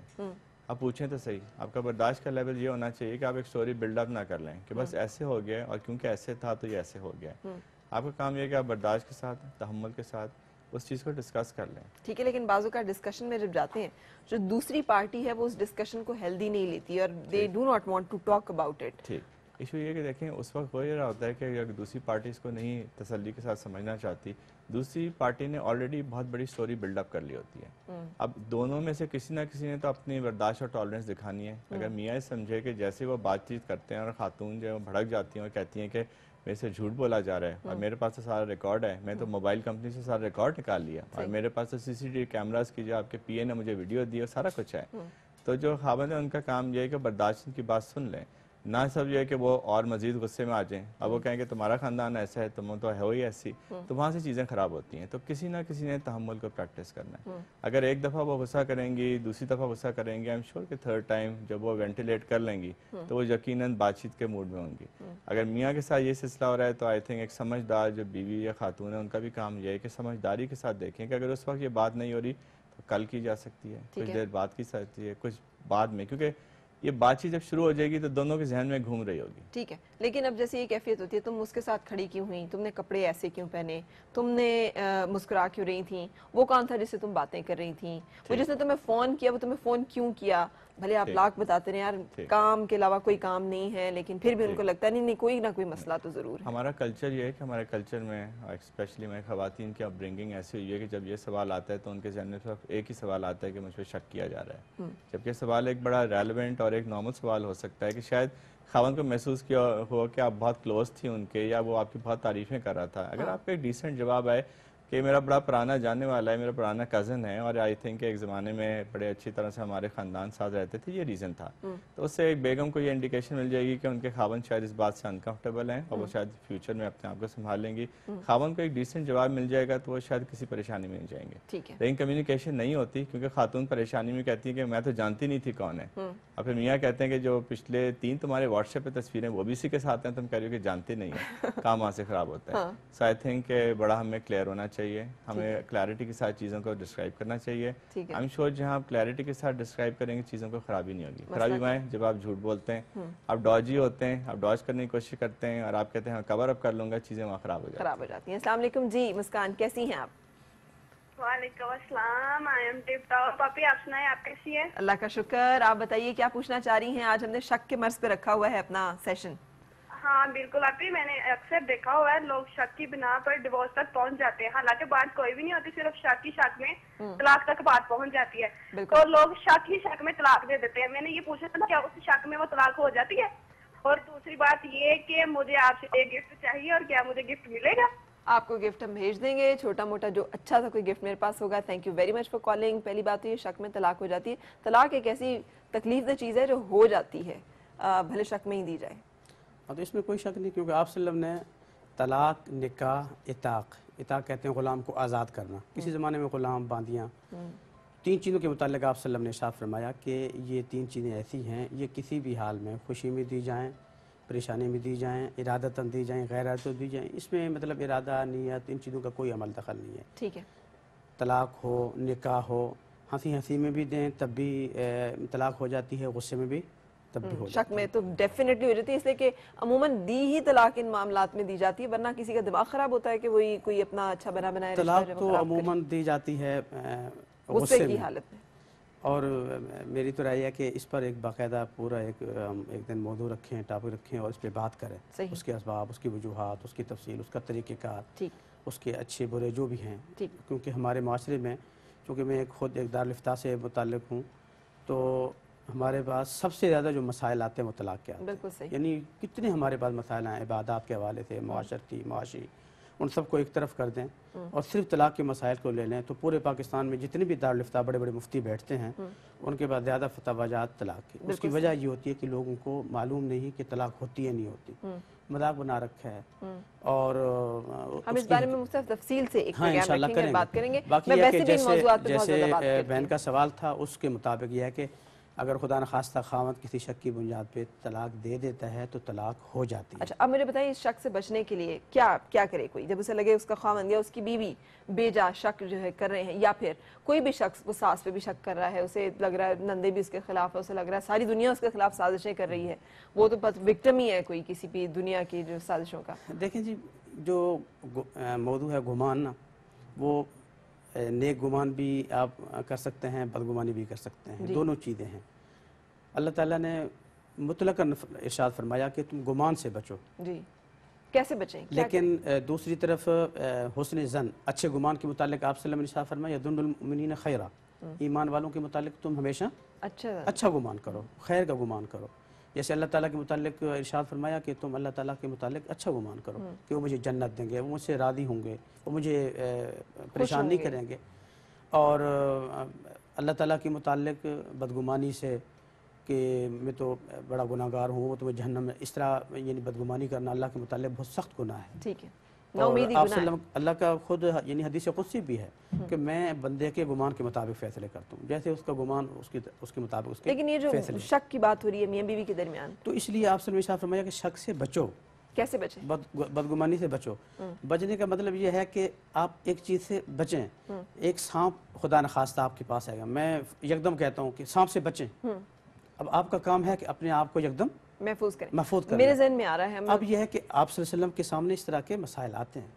मिसाल के तौर पे कई सहाबा किराम को वुज़ू के हवाले से शक होता था, किसी को किसी और हवाले से शक होता था, तो आप सल्लम ने उसका हल बतलाया, यानी ऐसा हल बतलाया कि जिसकी वजह से वो शक के वजूहात असबाब वो क्या हल ख़त्म है। मिसाल के तौर पे एक साहबी को शक था कि शायद मेरे कपड़े नापाक हो जाते हैं, पेशाब का कतरा गिर गया कोई और नापाक, तो आप सल्लम क्या फरमाया कि भाई तुम फरागत के बाद पानी लो, कपड़े के ऊपर पानी डाल दो। सही, बाद में ख्याल भी आए तो कहना कि अभी तो मैंने खुद अपने हाथ से पानी डाला था, यानी आप सल्लम उसकी बुनियाद हल खत्म कर कर दिया। दी। ठीक है, क्योंकि ये चीज़ ऐसी है, जैसे डॉक्टर साहब ने भी फरमाया कि ये इब्तिदा में एक महदूद हद तक ये चीज़ होती है, लेकिन जब ये चीज़ बढ़ती है तो ख़तरनाक हद तक भी इंसान को ले जाती है। बिल्कुल सही। वो वाकया तो मेरे जहाँ जहन में तक आ रहा है हज़रत आयशा रज़ी अल्लाह तआला अन्हा का, जब इसी तरह से शक की एक कैफियत जो है पैदा करने की कोशिश की गई और आप पर तोहमत लगाई गई, तो आप सल्लल्लाहु अलैहि वसल्लम का जो उसमें अमल है वो हमें बताता है कि किस तरह से इस तरह के मामला को ट्रीट करना है, सब्र से। बिल्कुल उसके बारे में भी हम थोड़ी सी बात करेंगे, लेकिन इसके बारे में मजीद हल जो है वो शेयर करेंगे एक ब्रेक के बाद।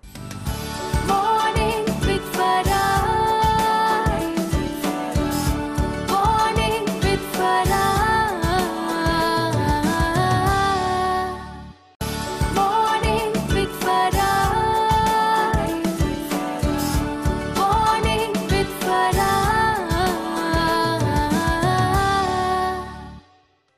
खुश आमदीद और सबब खैर जनाब। आज हम बात कर रहे हैं एक ऐसे मसले की जो घर ख़राब कर देता है, भले वो मियाँ बीवी के दरमियान पैदा हो, भले बहू सास के दरमियान हो, भले बच्चों का वालिदैन के ऊपर बदएतमादी हो, शक हो किसी किस्म का कि मुखलिस नहीं है, वफादार नहीं है, सिंसियर नहीं है, उनके वेल विशर नहीं है।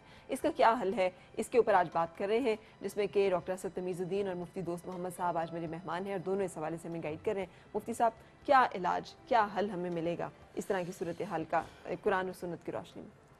एक तो जैसे डॉक्टर साहब ने फरमाया कि अगर कोई आदमी मरीज़ है, उसका कोई ज़हनी मसला है, किसी डॉक्टर से इलाज कराना, किसी हकीम से इलाज करवाना, वो भी सुन्नत के मुताबिक है, वो खिलाफ शरअ नहीं है।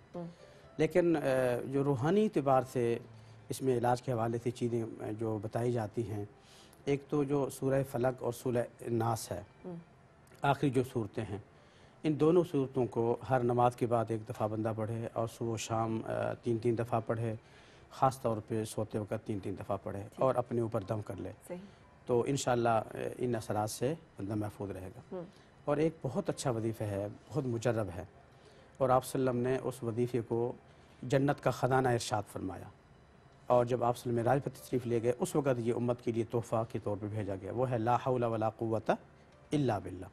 और आप सल्लल्लाहु अलैहि वसल्लम का बताया हुआ वजीफ़ा है। किसी किस्म की कोई परेशानी हो, मुश्किल हो, आप इसका वजीफ़ा करें तो इंशाअल्लाहुल अज़ीज़ हर मुश्किल आसान। और ख़ास तौर पे जिनको वहम, वसाविस, गुमान, इस तरह की कैफी बीमारी हो, उसके लिए ये ख़ास तौर पे मुजर्रब है कि वो कम अज़ कम जो है ना रोज़ाना 500 दफ़ा ला हौला वला कुव्वता इल्ला बिल्लाह पढ़े। अव्वल आखिर 5 मरतबा दरूद शरीफ पढ़ लें, और बीच में 500 दफ़ा, यानी एक तस्बीह अगर 100 दाने वाली आप ले लें तो 500 दफ़ा, यानी 5 तस्बीह आप पढ़ेंगे तो इसका बहुत फ़ायदा है। एक तो बाबरकत चीज़ है, और बाबरकत चीज़ होने के साथ साथ इसके असरात अल्हम्दुलिल्लाह ऐसे हैं कि बंदे के ऊपर जो एक अनजानी सी एक खौफ की कैफियत जो होती है ना, वो ख़त्म हो जाती है। और क्योंकि इस चीज़ को ख़त्म करना बहुत ज़रूरी है। खुदा न खास्ता बंदा बीमार है ना, और सब बैठे हैं, अब बीमार आता है, खुद आता है जी मुझे बुखार है, मुझे नज़ला है, मेरे सर में दर्द, बीमार अपने आप को समझ रहा है, वो दवाई भी लेगा, दवाई खाएगा, अपना इलाज भी करेगा। जी, जी, और ये जो वहम और बदगुमानी और इस तरह की जो कैफियतें होती हैं, वो आदमी अपने आप को मरीज कहता नहीं है, समझता भी नहीं। जो उसको कहता है कि तुम बीमार हो, तुम ठीक बात नहीं करोगे, तो तुम पागल हो, मुझे पागल समझ रहे हो। और उसका नतीजा अल्लाह ना करे इतना बुरा, कभी घर के अंदर तबाही, कभी बच्चों के साथ, कभी बीवी के साथ, कभी दफ्तर के साथ, कभी किसी हमने अभी रिसेंट बहुत एक अफसोसनाक वाकया डॉक्टर साहब, जिसमें वो खातून ने गोली मार दी अपने शौहर को भी, बच्चों को भी और फिर खुद को भी, और एक बच्चा जो बच गया वो किस ट्रॉमा में जिंदगी गुजारेगा। तो इसी तरह के मामलात हैं जो कि इंसानों को इस हद तक जाने पे मजबूर कर देते हैं। औज़ु बिकलिमातिल्लाहि त्ताम्माति मिन शर्रि मा खलक़। अच्छा, औज़ु बिकलिमातिल्लाहि त्ताम्माति मिन शर्रि मा खलक़। सही। आप सल्लम ने ये दुआ बतलाई है कि मखलूक में से जो भी शर है किसी भी उन्वान से है, तो अल्लाह उसकी शर से हमें बचाए। बिल्कुल सही। बिस्मिल्लाहिल्लज़ी ला यदुर्रु मा इस्मिही शैउन फिल अर्दि वला फिस समाइ वस्समीउल अलीम। ये कहाँ पे ये आया मुबारका में मिलेंगी? ये अहादीस में है। अच्छा, ये आप सल्लम ने ये आप दुआएं सल्लम की जो मसनून दुआएं हैं उसमें ये मौजूद है। सही। और एक 18 पारे में आयत है, रब्बी अऊज़ु बिका मिन हमादातिश शयातीन व अऊज़ु बिका रब्बी अन यहज़ुरून। ये आयत आदमी पढ़े, इसका भी बहुत मुजर्रद है। ये 18वें पारे में 18वें पारे में। जी, बिल्कुल सही। तो ये तो वज़ाइफ हैं, इसके साथ जिस्मानी इलाज के दर्जे में भी। और तीसरी जो अहम चीज़ है ना मेरे तजर्बे में, वो ये है कि इस कैफियत में जो भी बंदा हो, गुमान वगैरह के हवाले से, वहम और वसवसे के हवाले से, उसको थोड़ा सा सपोर्ट करना चाहिए। ठीक है कि हर आदमी उसको डांटे, हर आदमी उसको कहे कि तू ऐसा नहीं, बल्कि उसको तामीरी सोच पैदा करने की उसके अंदर कोशिश की जाए। डॉक्टर साहब, ये कोशिश कैसे की जाए और मजीद क्या मदद की जा सकती है इस मामले के शिकार अफराद की? आई थिंक ये जो शक का वर्ड है वो ऐसा है कि जब भी आता है तो हम इसको एक नेगेटिव सेंस में लेते हैं, लेकिन आई थिंक इसमें एक थोड़ा सा पॉजिटिव एस्पेक्ट भी है। फॉर एग्जांपल, आपको शक होता है ये घर का गेट बंद नहीं है, मेरा कोई गैस का वॉल बंद नहीं है, और आप शक की बेसिस पे जाके चेक कर लेते हैं। सो जो इम्पॉर्टेंट बात है वो ये कि शक की डिग्री को देखा जाए कि है क्या। अब जैसा भी हम डिस्कस करें, अगर तो खुदा न खास्ता शक इस बेसिस पे है कि जहाँ पे आपको फील हुआ कि ये चीज़ सही नहीं है, गलत नहीं है, और आप इस काबिल हैं कि आप बैठ के बातचीत करके उसको हल कर सकते हैं, तो वो आपको बहुत डिफ़िकल्टी कॉज नहीं करेगा। उसका हल तो जैसे पहले हमने बताया कि कम्युनिकेशन है, टॉलरेंस है, बर्दाश्त है, आपको पता चलता है कोई चीज़ ख़राब है उसको वहाँ पे हल कर लेते हैं। लेकिन दूसरी तरफ अगर लेट से जो शक है वो बढ़ते बढ़ते एक्सटेंड पे चला गया, क्योंकि कुछ चीज़ें जो रिवर्सिबल होती हैं, कुछ नहीं होती। आपके आपस के ताल्लुकात ख़राब हुए, आपने कभी बैठ के बातचीत नहीं की, और अब शक इस लेवल पे चला गया है कि जहाँ आप एक दूसरे को बर्दाश्त नहीं करते, टॉलरेट नहीं करते, वहाँ पे आपको फिर कभी कभी स्पेशलाइज हेल्प चाहिए। या जो तीसरी कैटेगरी है कि कुछ दफ़ा लोग हैं जिनको एक बीमारी होती है, शादी भी हो जाती है, ना लड़के वालों को पता होता है ना लड़की वालों को पता होता है। शादी के होने के कुछ अर्से बाद पता चलता है कि नहीं, एक तो प्रॉपर बीमारी थी जो इवन शादी से पहले थी, उसके लिए तो ऑब्वियसली मेडिकल आपको ऑब्वियसली एक मेडिकल ट्रीटमेंट चाहिए, क्योंकि जो एक इम्पॉर्टेंट एस्पेक्ट है वो ये है कि जो शक है, चाहे बीमारी की वजह से हो या सोशल इश्यूज की वजह से हो, इसका इम्पैक्ट बड़ा ख़राब है। आप तलाक तक पहुँच गए, वायलेंस तक आ गए, बच्चों की ज़िंदगी ख़राब हो गई, और वो बच्चे जो मजीद इस वजह से अफेक्ट हुए हैं, उनकी जो ज़िंदगी है जब वो बड़े होंगे तो उनका क्या स्टेचर होगा। बिल्कुल से, बहुत शुक्रिया, आपने बड़ी तफसील से बयान किया। आपकी सारी गुफ्तगू को मैं समेटूं कि जो भी मसला है उसको बैठ के बयान करने से, एक दूसरे के साथ उसको फ़ाहम और तफहीम से समझने से, और दूसरे की को अपने मतलब जो मसला है पहुँचाने से मसले का हल जो है वो खुद ब खुद निकलता है एक दूसरे के। ख़राब होने से पहले, because prevention is always better than cure, इस हद तक कि वो ख़राब हो जाए, आई थिंक उसका पहले रेक्टिफाई करना। शक में अपने अंदर ही जलने कुड़ने और दूसरे को हमेशा मुजरिम समझने से बेहतर है बचने का हुक्म है। यानी जैसे कुरान करीम में गीबत करने से मना किया गया है, झूठ बोलने से मना किया गया। आप सल्लम ने फरमाया कि ये बदगुमानी, ये गुमान, ये सबसे बड़ा झूठ है। यानी जैसे हम झूठ बोलते हुए 100 दफ़ा सोचते हैं कि यार इसका कितना बड़ा गीबत से, चुगली से, चोरी से सोच लेते हैं कि दूसरे बंदे ने तो ये किया ही बिल्कुल इसी तरह अल्लाह के रसूल ने हमें फरमाया इससे बचो। बिल्कुल सही। ये सांप है, बिच्छू है, इस तरह जहरीली चीज़ है, ये तुम्हें नुकसान पहुंचा सकता है, तो इस तरतीब से मना किया गया। बिल्कुल सही। ब्रेक के लिए रुकते हैं और फिर मुलाकात। Morning with Farah. Morning with Farah. Morning with Farah. Morning with Farah. خوش آمدید اور صبح بخیر جناب. آج ہم نے شک کے مسئلے پہ بات کی جس میں ڈاکٹر اسد تمیز الدین میرے ساتھ رہے. ڈاکٹر صاحب آپ نے ہمیں یہ بتایا کہ ایسا مسئلہ ہو رہا ہو تو رشتوں میں دوری کی وجہ سے شک پیدا ہوتا ہے. کوئی بھی مسئلہ ہے اسے بیٹھ کر اچھے طریقے سے بات کریں, اس کا جو بھی مناسب حل ہے وہ حل نکالیں, اور اس میں پھر اگر مدد کی ضرورت ہے, زیادہ مسئلہ ہے تو پھر کسی سائیکیٹرسٹ اسپیشلائز ہیلپ لے سکتے ہیں. ہم لوگ کسی سے بھی ہو سکتی ہے, سائیکیٹرسٹ بھی ہو سکتا ہے, آپ کو کوئی عالم بھی ہو سکتا ہے, anybody who can give you help, کوئی بھی ہو سکتا ہے. بالکل صحیح. لیکن اس میں ایک بہت ضروری چیز جو میرے خیال میں رہ گئی ہے وہ یہ ہے کہ جب یہ چیز ڈیولپ ہو رہی ہو تو آئی تھنک بہت ضروری ہے کہ اس کو ایک انیشیل سٹیج پہ ہی آپ حل کر لیں. ہمارے یہاں جو کلچرلی ایشو ہے وہ یہ ہے کہ ایک شک شبہ چل رہا ہوتا ہے, وہ چلتا رہتا ہے, بلڈ اپ ہوتا رہتا ہے, اور جب اس سٹیج پہ آ جاتا ہے کہ جہاں پہ حالات بہت خراب ہو جاتے ہیں, ہم وہاں پہ اس کو حل کرنے کا سوچتے ہیں. بالکل تو I think take home message یہ ہے کہ یہ ایک فینومنا ہے جو کسی وقت بھی ہو سکتا ہے, ہیلدی بھی ہو سکتا ہے. اگر آپ کا ایک شک ہے, اگر واقعی آپ کو لگتا ہے کہ کوئی چیز ٹھیک نہیں ہے تو اس میں ایک ہیلدی ایشو بھی اسپیکٹ ہے کہ آپ اس کو پوچھ سکتے ہیں, کمیونیکیٹ کر سکتے ہیں.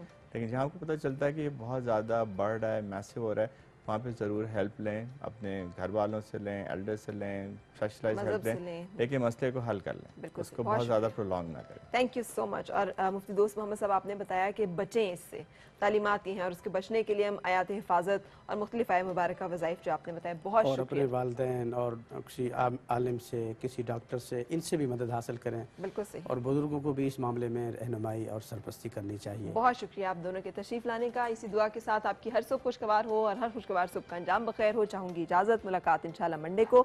رکھیے گا خیال اور اللہ حافظ.